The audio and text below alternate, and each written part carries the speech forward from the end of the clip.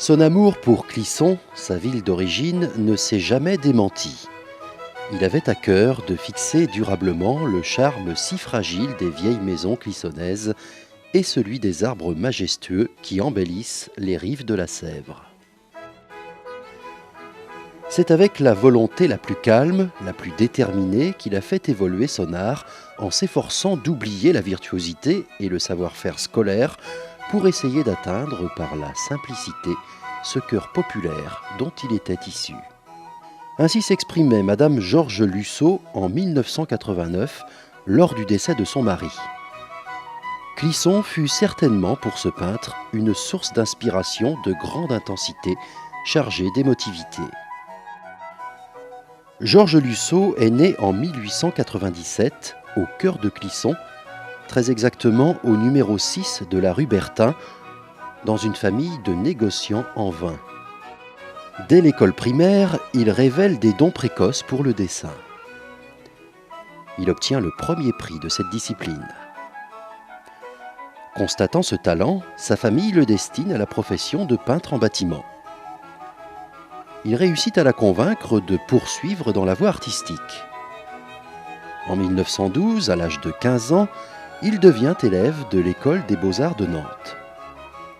En 1920, à 23 ans, il continue ses études à l'École des Beaux-Arts de Paris et apprend la technique de la peinture à fresque de son maître, Paul-Albert Baudouin. Ayant acquis une bonne formation, il réalise ses premières œuvres. En 1925, il exécute des fresques dans l'église de Sainte-Geneviève à Paris, dans les églises de Nanterre et de Châtenay-Malabry.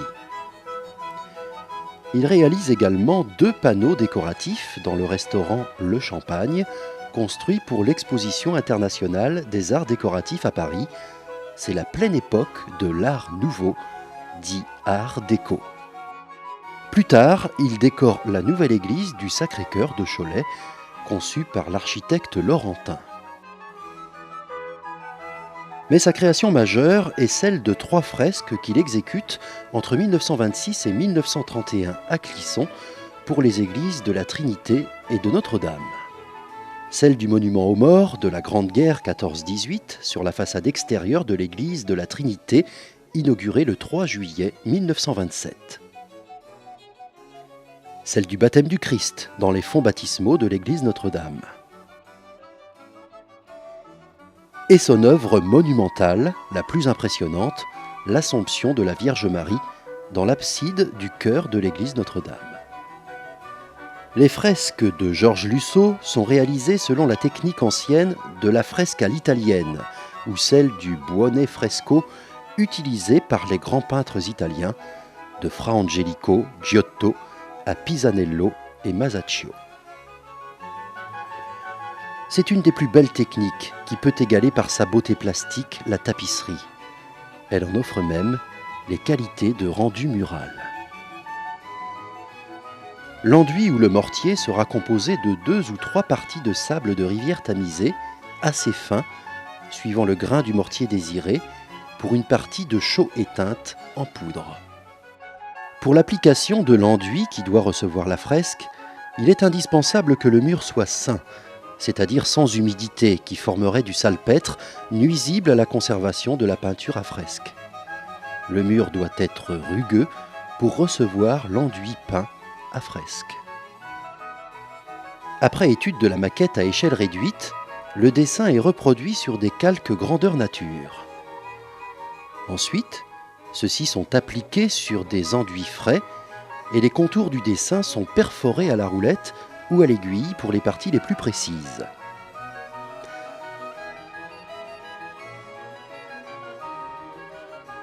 À l'aide d'un sachet de toile fine contenant de la poudre colorée,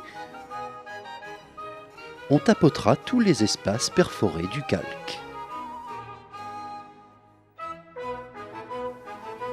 Une fois les calques enlevés, le mur présente une première esquisse du dessin. Les couleurs employées sont des couleurs en poudre.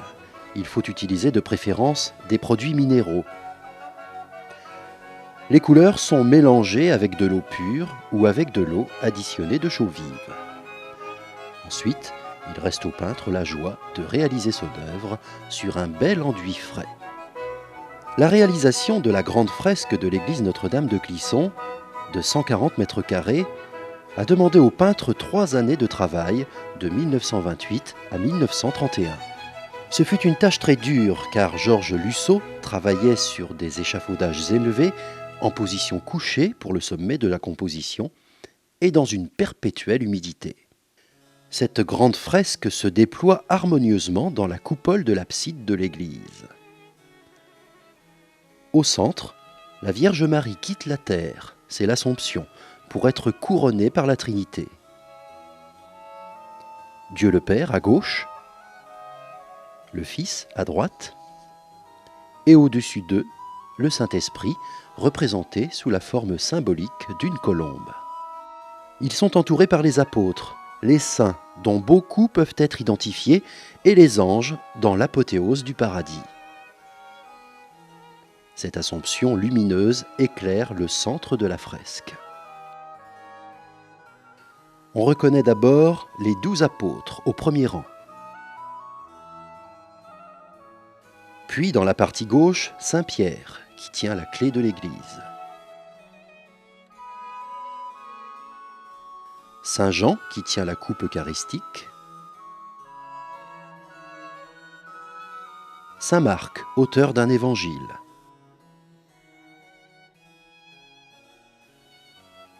Dans la partie droite, Saint Paul.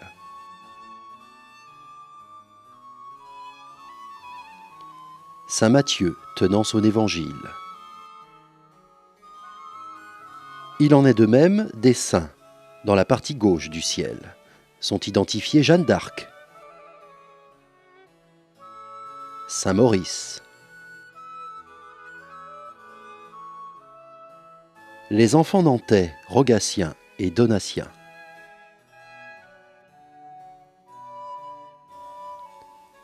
le Saint curé d'Ars,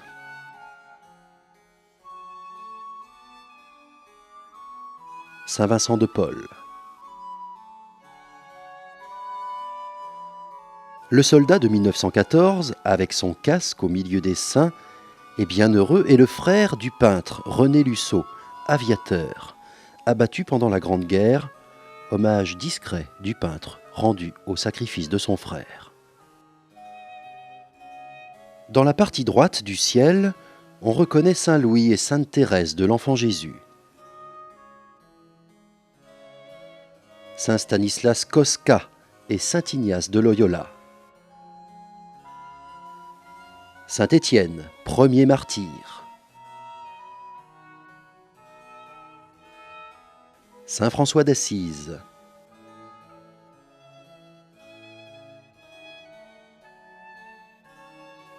Saint Bernard.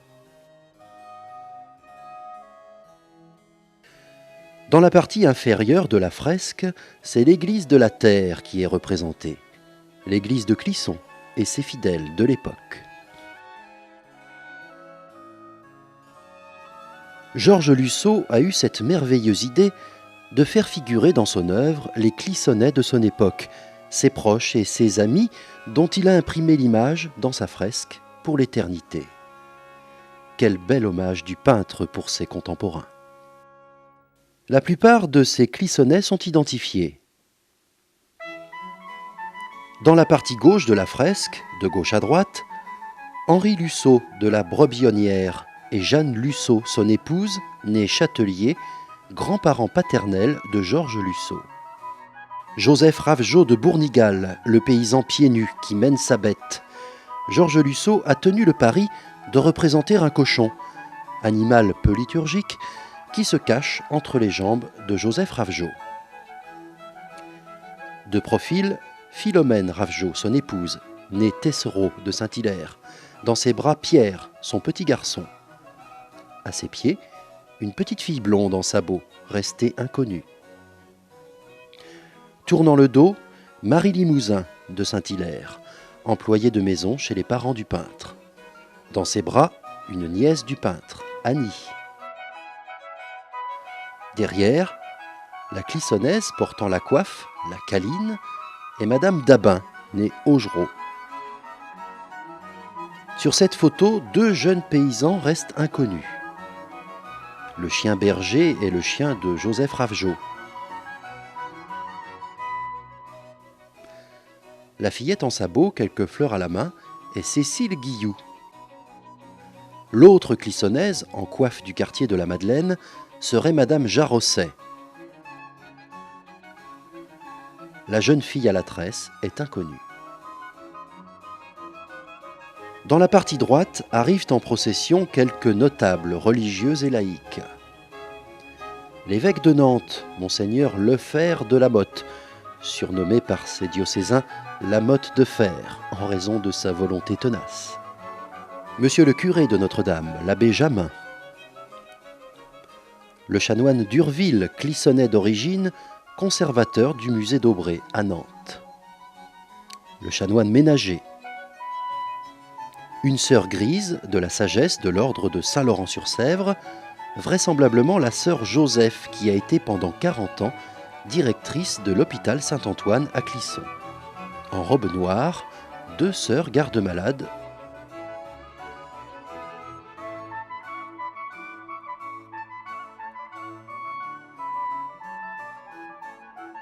Monsieur Branger, maire de Clisson. Le jeune fils du docteur Maurice Boutin, Alain Boutin. Derrière le maire, monsieur Eugène Gauthier, entrepreneur clissonnais qui a construit l'église Notre-Dame. En robe bleue, Marguerite Raoul, future épouse de Georges Lussot. Devant elle, Jeannette Lussot, nièce de l'artiste.